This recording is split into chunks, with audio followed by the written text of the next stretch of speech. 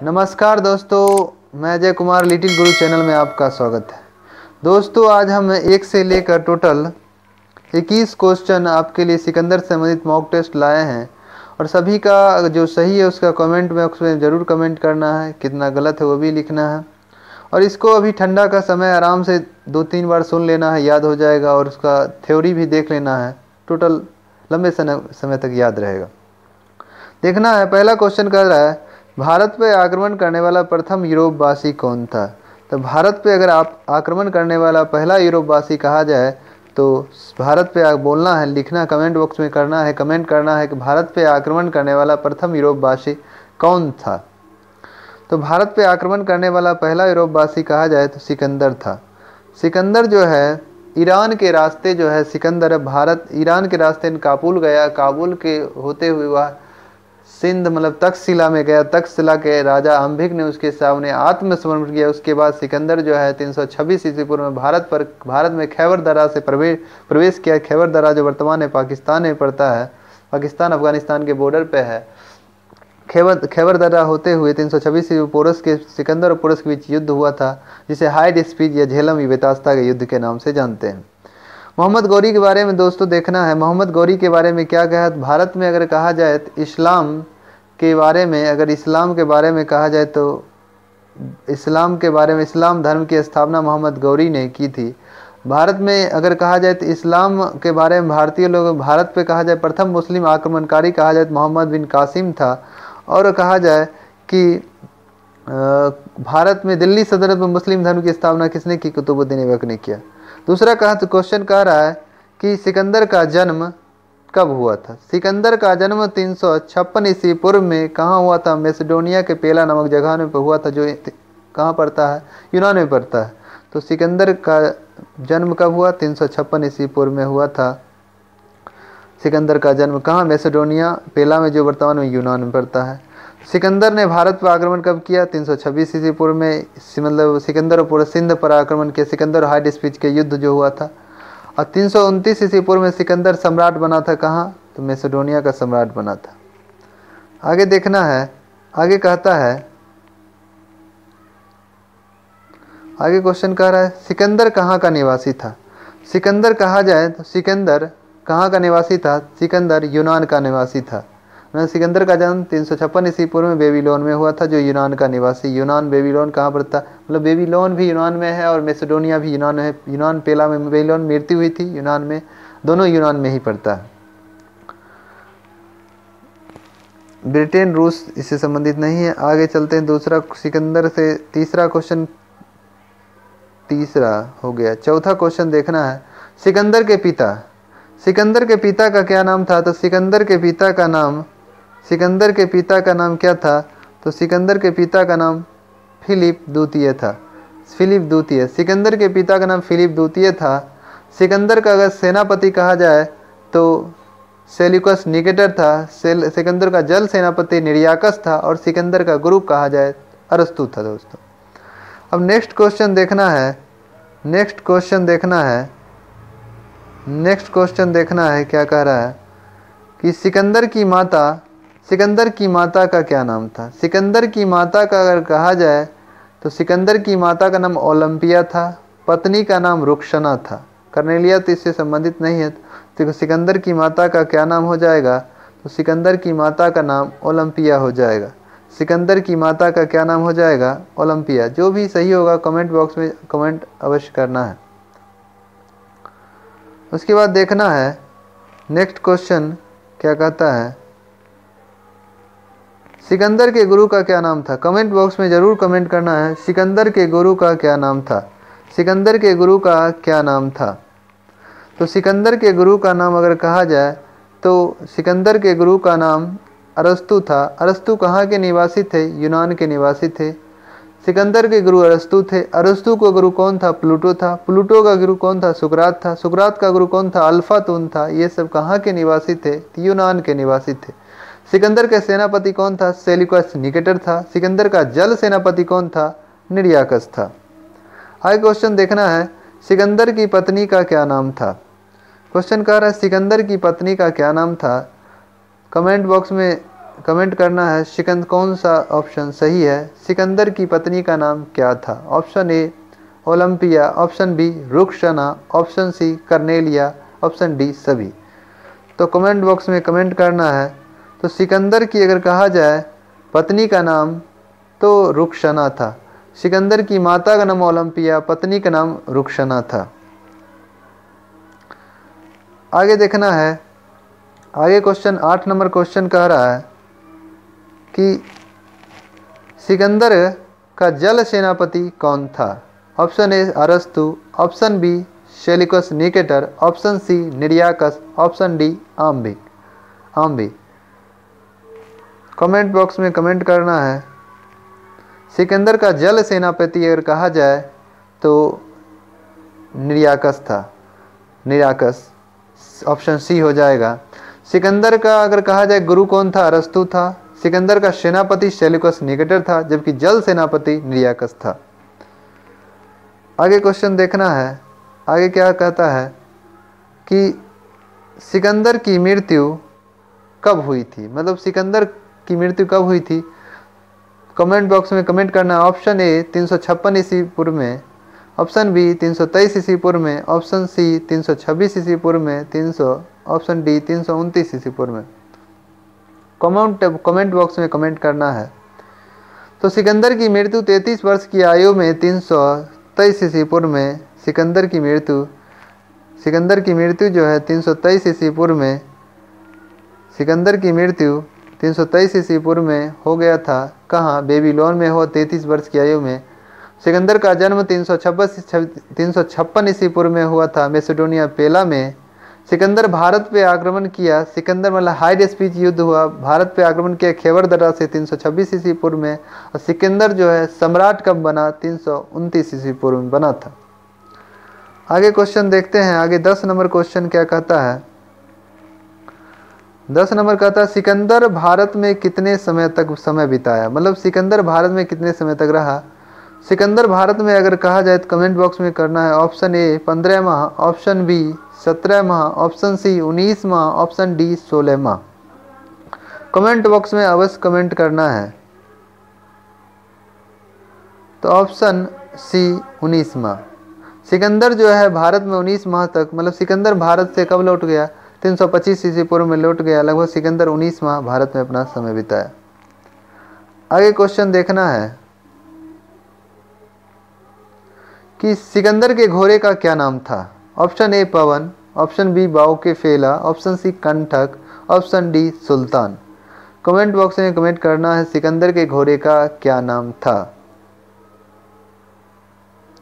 सिकंदर के घोड़े का नाम अगर कहा जाए बाउकेफेला था।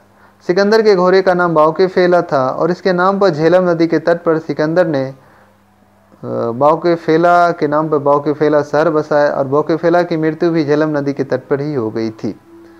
और कहा जाए पवन किसका घोड़ा? रानी लक्ष्मीबाई के घोड़े का नाम पवन था। गौतम बुद्ध के घोड़े का नाम कंथक था, या कंथक भी कहीं दे देता है। और वह भारती के घोड़े का नाम सुल्तान था। नेक्स्ट क्वेश्चन देखते हैं। कहता है 12 नंबर क्वेश्चन कर रहा है गंधार शैली का विकास किसके सहयोग से किया गया? ये क्वेश्चन जो है इस बार बिहार दरोगा में क्वेश्चन पूछा था। गंधार शैली का विकास किसके सहयोग से हुआ है? ऑप्शन ए भारत एवं चीन, ऑप्शन बी भारत एवं ब्रिटेन, ऑप्शन सी भारत एवं ग्रीक एवं ऑप्शन डी भारत एवं रूसी। कमेंट बॉक्स में कमेंट करना है कौन ऑप्शन सही है।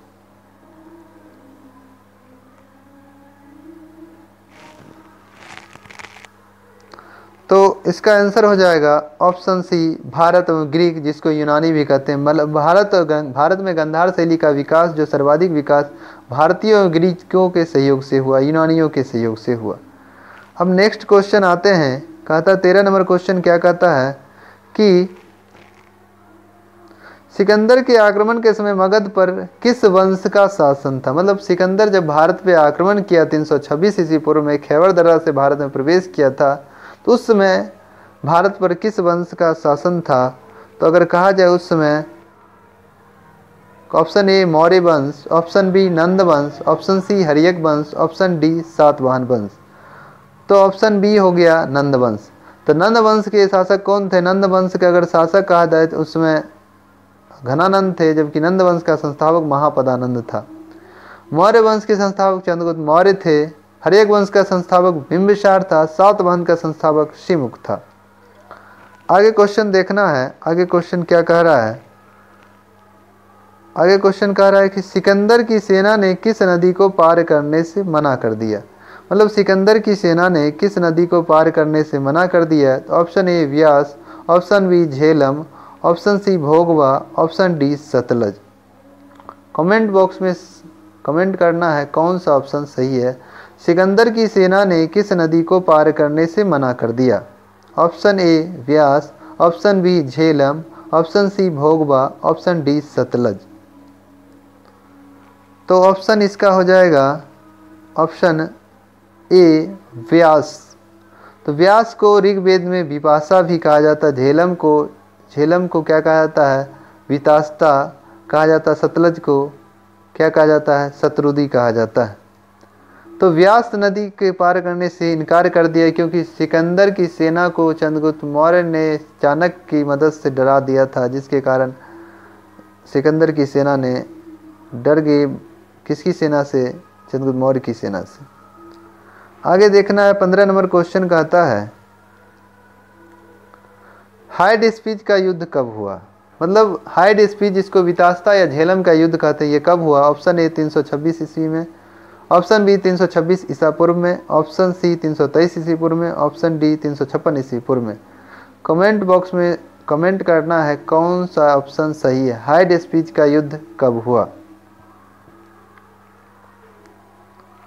तो ऑप्शन बी हो जाएगा 326 ईस्वी पूर्व में। मतलब सिकंदर भारत पे आक्रमण 326 ईस्वी पूर्व में किया, जिसे हाइड स्पीच या झेलम का युद्ध सिकंदर पोरस के बीच हुआ था, जिसे हाइड स्पीच झेलम या वितास्ता के युद्ध के नाम से जानते हैं। कब हुआ, 326 ईस्वी पूर्व में हुआ था।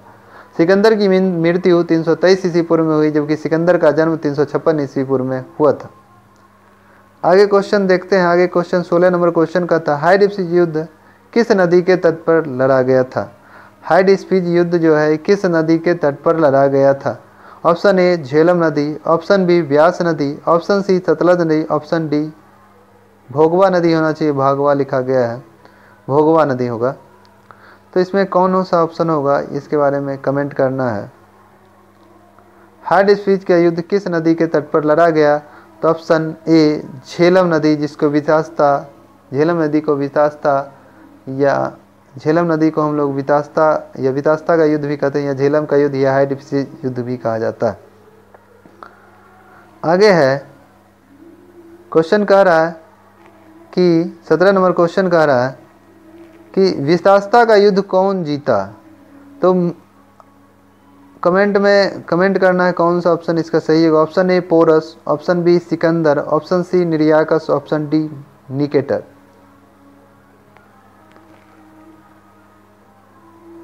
तो वितास्ता का युद्ध जो है सिकंदर और पोरस के बीच हुआ था। ये सिकंदर भारत पर 326 ईस्वी पूर्व में किया था। झेलम नदी के तट पर यह वितास्ता का युद्ध झेलम का युद्ध कहा जाता है। सिकंदर और पोरस के बीच हुआ था, जिसमें सिकंदर विजयी हुआ था, पोरस हार गया था, पोरस सरेंडर बोल दिया। सिकंदर का सेनापति सेलिकस निकेटर था, जबकि जल सेनापति निर्याकस था। नेक्स्ट क्वेश्चन देखना है 18 नंबर। सिकंदर भारत में किस दर्रा से प्रवेश किया। मतलब सिकंदर भारत में जो है किस दर्रा से प्रवेश किया। तो सिकंदर जो भारत में, ऑप्शन ए खैबर दर्रा, ऑप्शन बी माना दर्रा, ऑप्शन सी सेला दर्रा, ऑप्शन डी नीति दर्रा। कमेंट बॉक्स में कमेंट करना है सिकंदर भारत में किस दर्रा से प्रवेश किया। ऑप्शन ए खैबर दर्रा, ऑप्शन बी माना दर्रा, ऑप्शन सी सेला दर्रा, ऑप्शन डी नीति दर्रा। ऑप्शन ए खैबर दर्रा। खैबर दर्रा जो भारत अफगानिस्तान के बीच पड़ता है। सिकंदर भारत पर आक्रमण खैबर दर्रा से 326 ईस्वी पूर्व में भारत में प्रवेश किया। माना दर्रा कहाँ है। माना नीति दर्रा, माना नीति लिपुलेख दर्रा तीनों उत्तराखंड में है। सेला दर्रा जो है अरुणाचल प्रदेश में है। नेक्स्ट क्वेश्चन कहता है सिकंदर का यूनानी इतिहासकार कौन था। मतलब सिकंदर जब भारत आया था उसके साथ कौन इतिहासकार आया था। Option A Apollo, option B Arrian, option C Nicator, option D Nearchus. इसे बताना है कौन सा ऑप्शन सही है। सिकंदर का यूनानी इतिहासकार कौन था। तो इसका आंसर हो जाएगा ऑप्शन बी एरियन। सिकंदर जब भारत आया तो उसका इतिहासकार जो है भारत में जो था एरियन था। सिकंदर कहा जाए किस देवता की पूजा करता था? अपोलो देवता की पूजा करता था। सिकंदर का सेनापति सेल्यूकस निकेटर था, जबकि जल सेनापति निर्याकस था। आगे नेक्स्ट क्वेश्चन देखना है। कहता है कि इसमें सिकंदर होना चाहिए, सिकंदर लिखा गया है, रॉब मिस्टेक हो गया है। सिकंदर किस देवता की पूजा करता था? Option A Shiv, option B Hanuman, option C Apollo, option D Zeus. Comment box में कमेंट करना है कौन सा सही होगा। सिकंदर किस देवता की पूजा करता था? Option A Shiv, option B Hanuman, option C Apollo, option D Zeus. Option C Apollo. Sikandar जो अपोलो यूनानी देवता अपोलो की पूजा करता था। ज्यूस भी अपोलो का ही देवता, मतलब यूनानी देवता ही है ज्यूस, जबकि सिकंदर अपोलो देवता को पूजता था, यूनानी देवता अपोलो को पूजता था। नेक्स्ट क्वेश्चन कह रहा है कि नेक्स्ट क्वेश्चन कहा जा रहा है कि सिकंदर जब भारत पे आक्रमण किया उस समय मगध का शासक कौन था? सिकंदर जब भारत पे आक्रमण किया उस समय मगध का शासक कौन था? Option A Dhanananda, option B Chandragupta Maurya, option C Bimbisara, option D Mahapadananda. Comment box में कमेंट करना है कौन सा ऑप्शन सही होगा।